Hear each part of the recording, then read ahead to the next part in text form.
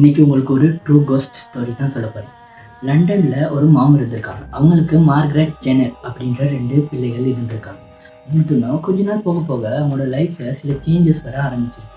Janet பார்த்தீங்கன்னா, அவங்களோட நடவடிக்கைகள்லாம் கொஞ்சம் வித்தியாசமா மாற ஆரம்பிச்சிருக்கு. என்னன்னா, அவங்களோட வாய்ஸ்ல சேஞ்சஸ், அப்புறம் அந்த ஜெனட் வந்து வேற ஒரு பாய் அவரோட பூந்து பேசுற மாதிரி பேச ஆரம்பிச்சிருக்காங்க. என்னடா இது அப்படின்னு அவங்க அம்மா யோசிச்சுட்டு இருக்க நேரத்துல ஜெனட் நினைக்கிறது எல்லாமே அந்த ரூம்ல நடக்கவும் ஆரம்பிச்சு. இப்போ அந்த பொருள் அசையணும் அப்படின்னு ஜெனட் யோசிச்சா அந்த பொருள் அசையுது. இது வந்து ஒரு ஆத்மாவோட சக்தியா அப்படின்னு யோசிக்கிற மற்ற பக்கம் என்ன யோசிக்கிறாங்கன்னா, இதெல்லாம் நம்மளோட பிரமையா அப்படின்னு யோசிக்கிறாங்க.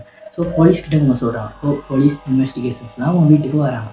வீட்டுக்கு வந்து பார்த்தப்போ அவங்க வீட்டில் ஒரு சிசிடிவி பழைய சிசிடிவி கேமரா இருந்திருக்கு. ஸோ அதில் உள்ள ஃபுட்டேஜ் எல்லாம் எடுத்து செக் பண்ணியிருக்கப்போ அந்த வீட்டில் ஏற்கனவே ஒருத்தர் வாழ்ந்திருக்காரு. வாழ்ந்திருக்கிறது மட்டும் இல்லை, அவர் அந்த சேர் ஒன்றில் உட்காந்து அதே இடத்துல இறந்தும் போயிருக்காரு. இறந்து போன பிறகு அவர்கிட்ட பொடியை யாருமே அங்கேருந்து எடுக்கலை. கொஞ்ச நாளைக்கு பிறகு அவர்கிட்ட பொடியை சில விலங்குகள் தோண்டி சாப்பிட்டு அந்த இடத்துல அவர் இல்லாமல் போயிட்டாரு. ஸோ இதை தான் யோசிச்சிருக்காங்க. சயின்டிஸ்ட் இதை பேய்னானா இன்னும் ப்ரூவ் பண்ணலை. பட் மற்ற இதை என்ன சொல்கிறாங்கன்னா, இது அவர்கிட்ட ஆத்மா இந்த ஜெனட்டோட உங்களுக்கு பூந்து இருக்கலாம் அப்படின்னு சொல்கிறாங்க. நீங்கள் இந்த கோஸ்ட் ஸ்டோரி பற்றி என்ன நினைக்கிறீங்க? கமெண்ட்டில் சொல்லுங்கள்.